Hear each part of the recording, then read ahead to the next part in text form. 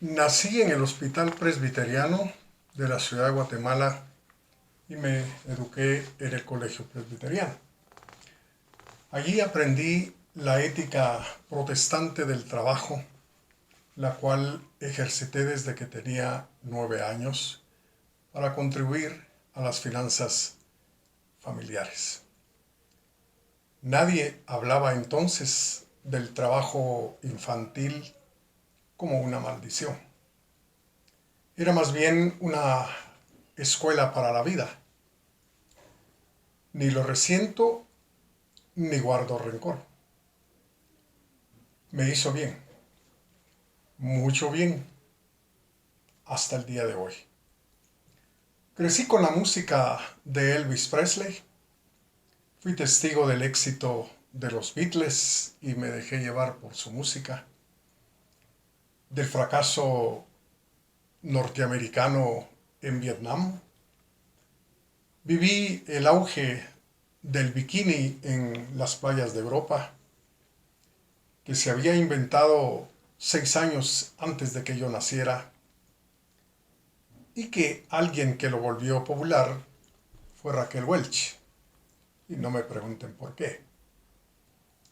Estudié en la Universidad Nacional durante los años más duros del conflicto armado interno. Incluso perdí familiares a causa del mismo. Recuerdo que fui sacado muchas veces de los salones de clase por compas con el rostro escondido y metralletas colgando al hombro para escuchar arengas marxistas-leninistas en la Plaza Rogelia Cruz. Vi con profundo pasmo el alunizaje de Armstrong y Aldrin, es decir, observé junto a millones aquel pequeño paso que significaba un gran salto para la humanidad. Sobreviví el terremoto del 4 de febrero de 1976. Supe de la crisis del Mariel que llevó a los Estados Unidos a más de 125,000 cubanos en apenas 7 meses entre abril y octubre de 1980. Observé también junto a millones el derrumbamiento del sistema comunista soviético y la desaparición del muro de la vergüenza en Berlín. También vi el derrumbamiento de las Torres Gemelas. Me he beneficiado junto a millones de la Internet y de toda la maravillosa tecnología que ha surgido a su alrededor. Pero esta es la primera vez en esta vida ya considerable que me encuentro atrapado por los efectos de una pandemia. Las pandemias han estado siempre con nosotros, han aparecido en diversos momentos.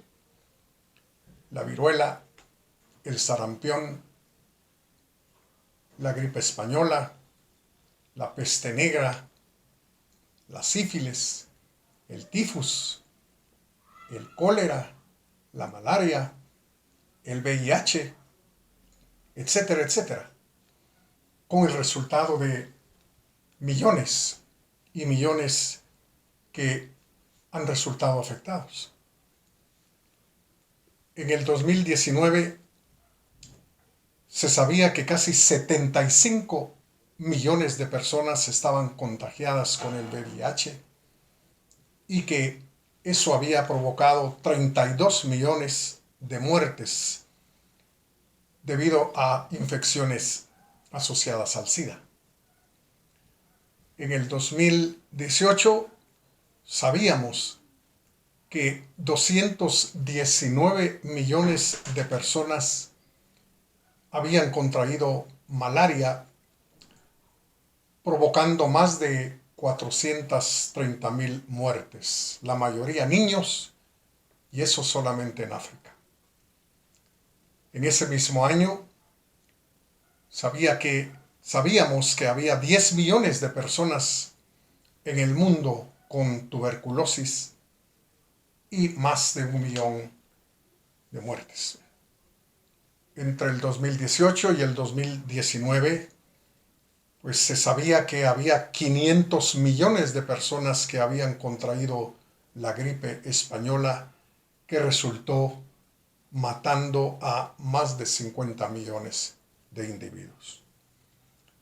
Pero quizá la más mortal haya sido la viruela,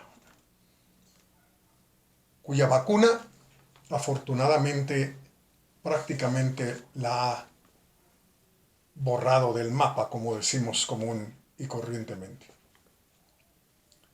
El coronavirus es una especie nueva, de la que poco se sabe, a pesar de las investigaciones iniciadas en diversas partes del mundo, orientadas a conocer su estructura, su comportamiento, transmisión y efectos sobre el organismo humano.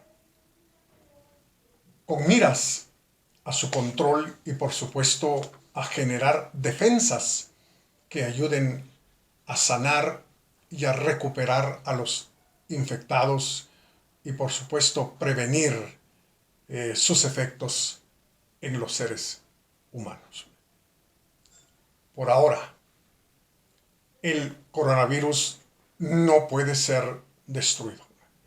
Lo único que se está haciendo es impedir que se propague. Pero allí está, produciendo una desestabilización general de la vida en sociedad, de nuestra vida familiar, de nuestra vida como individuos. Pero también generando desestabilización en la economía, en la política, en la salud, en las relaciones humanas, en las costumbres, en la psicología de millones y, por supuesto, en nuestra escala de valores. Los filósofos no han estado ajenos a toda esta realidad vivida a lo largo de la historia por la humanidad.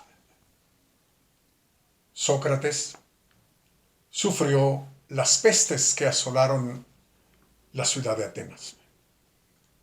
Él se libró por su vida sencilla, por su dieta estricta, de morir por tifoidea, que mató a miles en Atenas, incluyendo a Pericles. Marco Aurelio, filósofo romano, vivió una epidemia de viruela, al parecer, que azotó el Imperio Romano. Sobrevivió y señaló que peor que la muerte del cuerpo es dejar morir la inteligencia. Michel de Montaigne, gran humanista del siglo XVI, contemporáneo de Shakespeare y de Cervantes, vivió la peste negra en Francia y sobrevivió evitando el contacto con enfermos contagiados, llegando incluso a abandonar la ciudad de Burdeos. Dijo que filosofar es un aprender a morir, que los médicos suelen echarse la culpa de la muerte de sus pacientes y que toda medicina implica riesgos y consecuencias no saludables. Laura de Noves murió por la peste bubónica. Ella era el gran amor de Petrarca, quien dijo que los eventos parecen tristes, agradables o dolorosos, no porque lo sean en realidad, sino porque creemos que lo son y porque la luz con los que los vemos depende de nuestro propio juicio. A Hegel lo mató el cólera. Las cataplasmas de mostaza recetados o recetadas por el médico no sirvieron de nada. Cosa que se repitió una y otra vez ante la gravedad en que se encontraba el filósofo alemán. Las últimas palabras de Hegel antes de morir por el cólera fueron: solo un hombre me ha comprendido, y aún él creo que no me comprendió. Se estaba refiriendo a sí mismo. Así que si usted no entiende el pensamiento de Hegel, no se preocupe. Parece que ni él mismo logró comprenderlo. A Michel Foucault, famoso filósofo francés, lo mató el SIDA. Otra de las epidemias que ya señalamos, sufridas por la humanidad.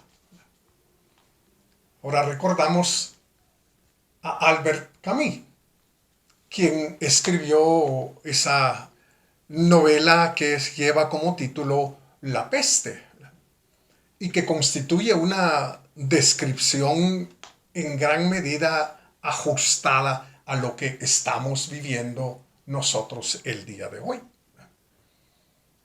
Al final de la novela, el protagonista dice que hay en los hombres más cosas dignas de admiración que de desprecio.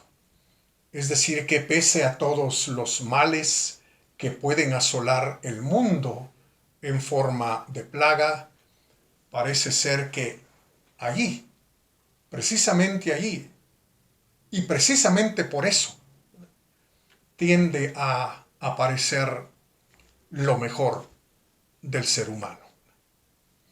Ahora también recordemos que los términos, los nombres relacionados con las plagas y con las epidemias, pues se suelen utilizar también metafóricamente, sobre todo para referirnos a algo que no nos agrada o que es incluso despreciable. Recordamos la obra de Susan Sontag titulada La enfermedad y sus metáforas, donde ella pues demuestra cómo la tuberculosis, el cáncer y otras enfermedades, por supuesto, como el SIDA y la lepra, se suelen utilizar como metáforas del mal, de lo desagradable, como si fueran una verdadera maldición de algo destructivo que es dañino y que es condenable. Obviamente estas ideas que están circulando en la cultura y en el intelecto, digamos, de la gente, pues conduce primero a una actitud despreciativa hacia quienes padecen esos males, pero también manifiesta una actitud, digamos, de comparación entre esos males y aquellos males sociales, políticos, económicos, morales, en fin, etcétera, que solemos también presenciar en el contexto de la vida en sociedad. Ahora, en el contexto de la epidemia que estamos viviendo, parece ser que lo epistemológico tiene una importancia verdaderamente grande. Yo relaciono la epistemología con la responsabilidad. Si no tenemos conocimiento de aquello que está ocurriendo y de lo que puede realmente ocurrir, pues nuestra conducta y nuestro comportamiento pues serán de alguna manera desorientados, porque para poder ser responsables los seres humanos necesitamos saber cuáles son hasta cierto punto las consecuencias de nuestros actos. Por ello es que en relación con el COVID-19 necesitamos que la información procedente de los laboratorios del trabajo de los científicos, de las investigaciones, se dé realmente a conocer para que nuestra conducta personal y nuestra conducta hacia los demás pueda ser lo que tiene que ser. Lamentablemente, la falta de esta información por una u otra razón hace que las personas se comporten de una manera no recomendable e incluso condenable. Lo que está ocurriendo hacia la gente de los hospitales, enfermeros, enfermeras, médicos, en fin, etcétera, pues creo que es un ejemplo de esa ignorancia. La gente los ataca, los maltrata, en fin, los quiere fuera, digamos, de sus vecindarios, porque la ignorancia definitivamente los conduce a proceder de ese modo. Entonces es de lamentar que los gobiernos regularmente recurren a proveer una información más política que científica. Entonces creo que el elemento epistemológico en estos momentos en toda sociedad humana que padece esta epidemia es algo verdaderamente necesario. Pero también la importancia de lo moral. Creo que hay un principio básico, un principio fundamental que pertenece al pensamiento de Confucio, pero que también aparece en el contexto de los evangelios, y ese principio dice que no hagas a otros lo que no quieras para ti. Algunos han dicho que esta debería ser la única norma de comportamiento y de conducta.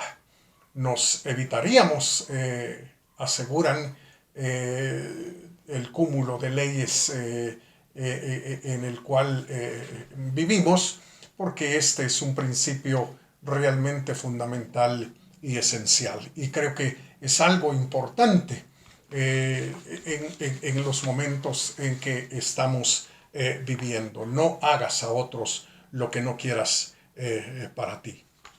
Pero también es necesario recalcar aquí el rol de la política, el rol, digamos, de los gobiernos, de quienes tienen en su mano la autoridad y el poder.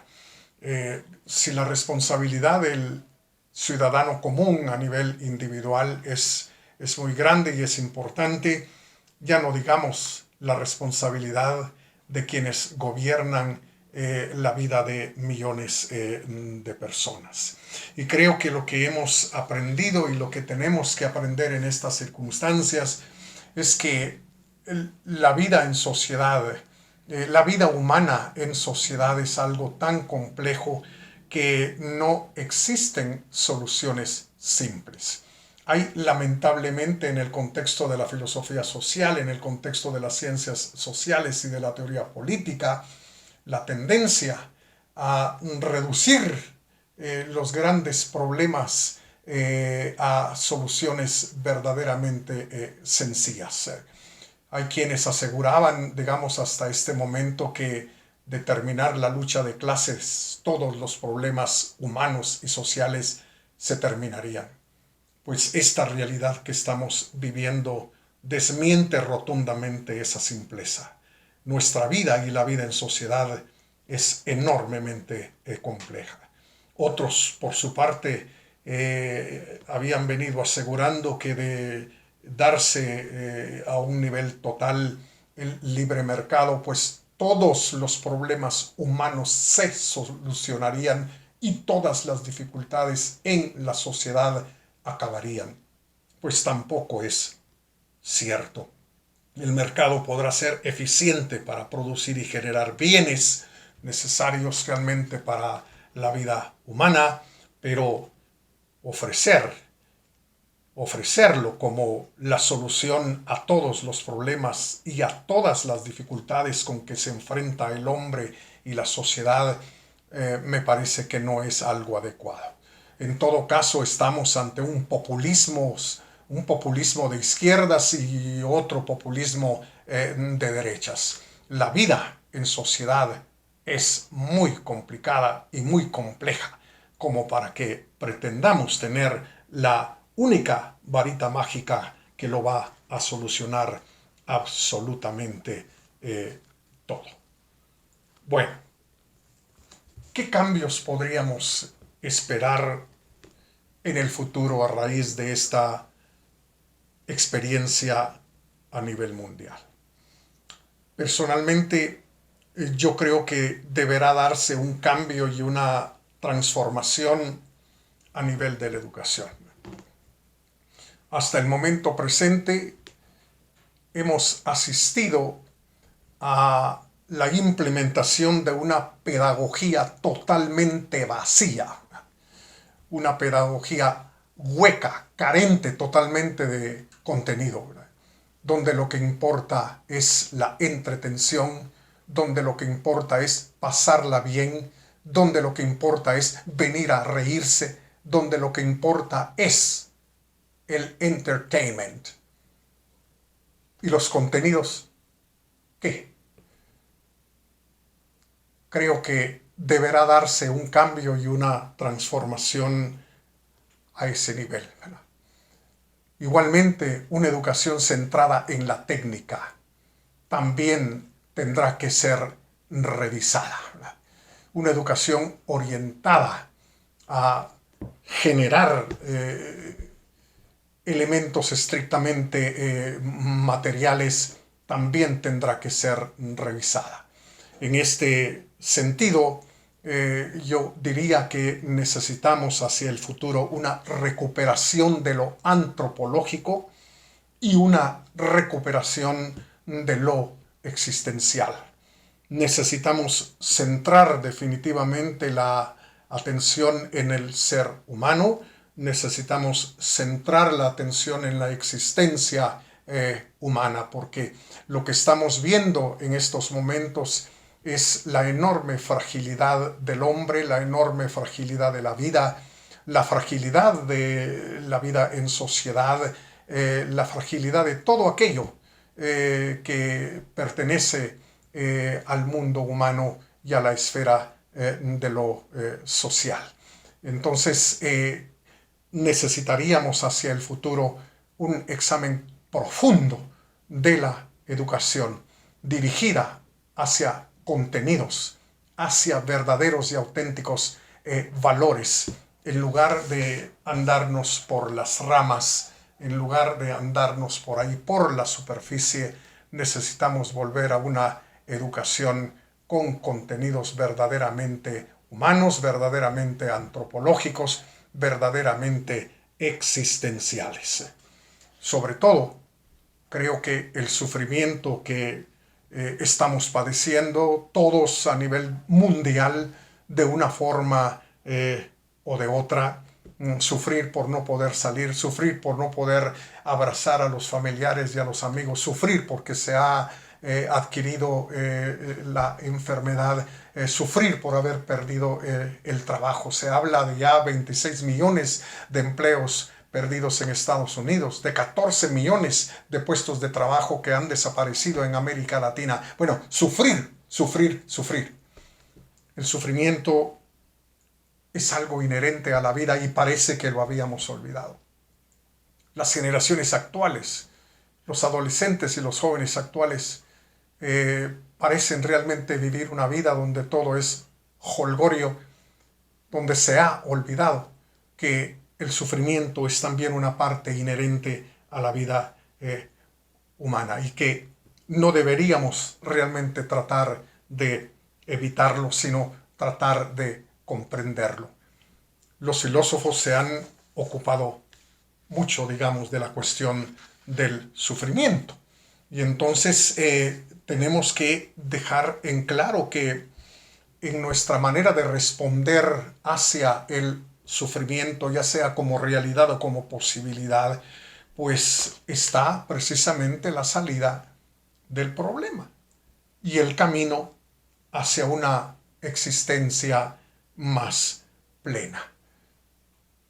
tenemos que hallarle sentido al sufrimiento y tener algo por lo cual vivir. Autores como Max Scheler y por supuesto como Viktor Frankl se ocuparon en su momento de la cuestión del sufrimiento. Scheler en su Ética y también en su célebre obra El puesto del hombre en el cosmos aborda la cuestión del sufrimiento y nos dice que la actitud del ser humano, no del ser humano como organismo, ni del ser humano como yo, sino del ser humano como persona, pues es realmente proceder desde la esfera de lo que él llama espiritual. En ese sentido, el hombre es capaz de efectuar actos de valor, actos con grandes dimensiones éticas y morales, y a partir de ello, pues conformarnos como un ser humano digno a partir de esas decisiones tomadas libremente. Entonces, para Scheler, solo desde esta posibilidad de ser persona es que el sufrimiento puede cobrar un sentido, pues permite la acción frente al sufrir humano al tomar postura y al soportarlo dignamente. Lo que pasa es que la ética centrada en la felicidad y en el placer, cultivada, digamos, en la civilización occidental desde tiempos inmemoriales en Grecia, pues de algún modo nos impide ocuparnos de el sufrimiento como debiéramos realmente de hacerlo. Pero Viktor Frankl fue alguien que también se ocupó de la cuestión del sufrimiento. Frankl tiene dos obras muy importantes en este sentido. El hombre en busca de sentido es uno y el otro libro es Homo Patiens. Hay que recordar que Frankl pues, fue víctima del régimen nacional socialista hitleriano en Alemania. El Holocausto le arrancó su familia, le arrancó a su esposa, a sus posesiones más queridas, pero no pudo arrancarle sus sueños y su deseo de seguir viviendo. Dijo Viktor Frankl que la vida no es principalmente una búsqueda del placer, como creía Freud, ni una búsqueda de poder, como lo enseñó Alfred Adler, sino una búsqueda de sentido. La mejor tarea para cualquier persona es encontrarle sentido a su propia vida.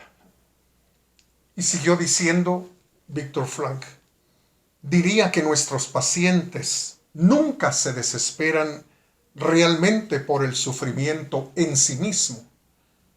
En cambio, su desesperación surge en cada instancia de una duda en cuanto a si el sufrimiento es significativo. El hombre está listo y dispuesto a soportar cualquier sufrimiento tan pronto como pueda haber un significado en él. Tenemos que encontrarle sentido a la vida, tenemos que hallarle sentido al sufrimiento, sentido a las circunstancias por las cuales estamos atravesando en estos momentos. Y quisiera terminar esta reflexión diciendo que aquí la esperanza juega un rol muy importante. Los griegos no le dieron mucha importancia a la esperanza. Se dice que quedó en el fondo de la caja de Pandora. Una vez que todos los males y las desgracias salieron para instalarse en el mundo humano, la esperanza quedó en el fondo, como algo que realmente no podemos emplear, algo a lo que no podemos recurrir. Tuvo que ser la tradición judeocristiana la que instalara la esperanza en el corazón de la civilización occidental. De hecho, se considera como una de las virtudes teologales. La esperanza es ese estado de ánimo en el cual creemos que aquello que uno desea o pretende es posible, ya sea a partir de un sustento lógico, ya sea a partir de la fe, ya sea a partir de los hechos. Pues no importa a partir de qué, la esperanza es algo que debiera animarnos, que debiera darnos una actitud un poco más entusiasta y no tan derrotista frente a las circunstancias que estamos viviendo. Termino con una frase del autor de La peste, Albert Camus, quien dijo: donde no hay esperanza, debemos inventarla.